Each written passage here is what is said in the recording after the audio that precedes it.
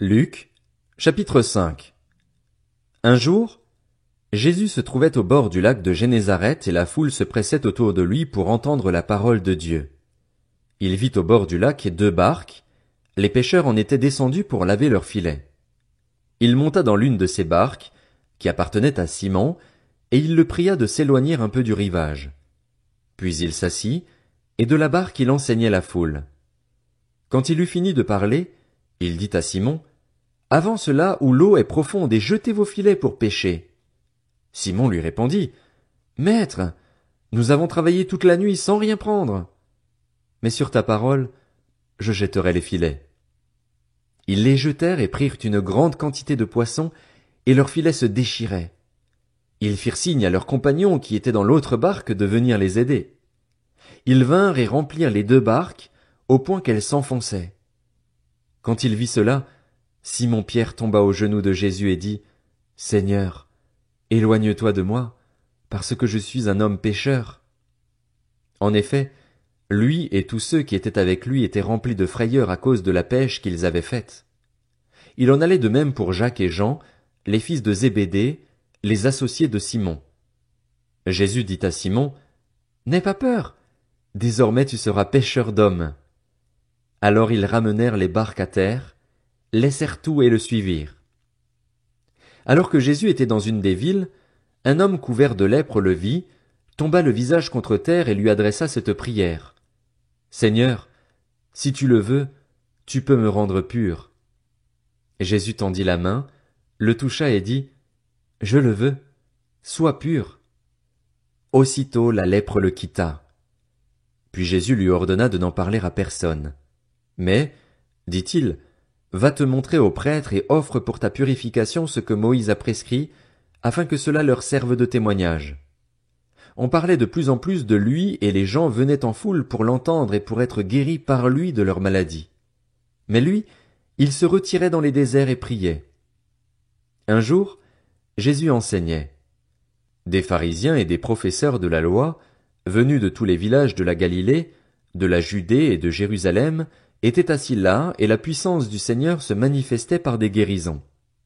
Et voici que des hommes qui portaient un paralysé sur une civière cherchaient à le faire entrer et à le placer devant Jésus. Comme ils n'avaient pas trouvé moyen de l'introduire à cause de la foule, ils montèrent sur le toit et, par une ouverture, ils le descendirent sur sa civière au milieu de l'assemblée, devant Jésus. Voyant leur foi, Jésus dit, « Mon ami, tes péchés te sont pardonnés. » Les spécialistes de la loi et les pharisiens se mirent à raisonner et à dire, « Qui est cet homme qui profère des blasphèmes? Qui peut pardonner les péchés, si ce n'est Dieu seul? » Jésus connaissait leurs pensées. Il prit la parole et leur dit, « Pourquoi raisonnez-vous ainsi dans vos cœurs? Qu'est-ce qui est le plus facile à dire? Tes péchés te sont pardonnés? Ou lève-toi et marche? Afin que vous sachiez que le Fils de l'homme a sur la terre le pouvoir de pardonner les péchés, je te l'ordonne, dit-il au paralysé.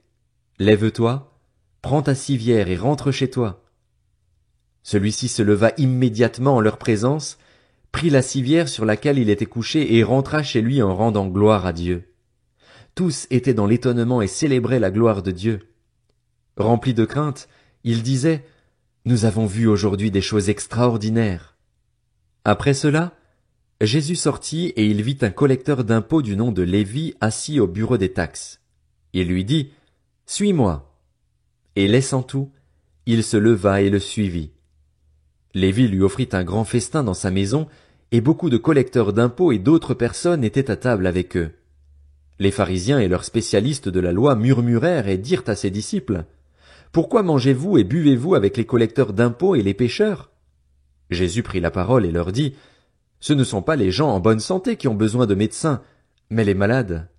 Je ne suis pas venu appeler des justes, mais des pécheurs, à changer d'attitude. » Ils lui dirent, « Pourquoi les disciples de Jean, tout comme ceux des pharisiens, jeûnent-ils fréquemment et font-ils des prières, tandis que les tiens mangent et boivent? » Jésus leur répondit, « Pouvez-vous faire jeûner les invités à la noce pendant que le marié est avec eux?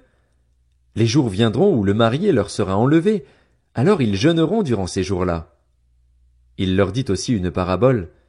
Personne ne déchire un morceau de tissu d'un habit neuf pour le mettre à un vieil habit, sinon il déchire l'habit neuf et le morceau qu'il en a pris n'est pas assorti avec le vieux. Et personne ne met du vin nouveau dans de vieilles outres, sinon le vin nouveau fait éclater les outres, il coule et les outres sont perdues. Mais il faut mettre le vin nouveau dans des outres neuves et les deux se conservent. Et aussitôt après avoir bu du vin vieux, personne ne veut du nouveau, car il dit, le vieux est meilleur.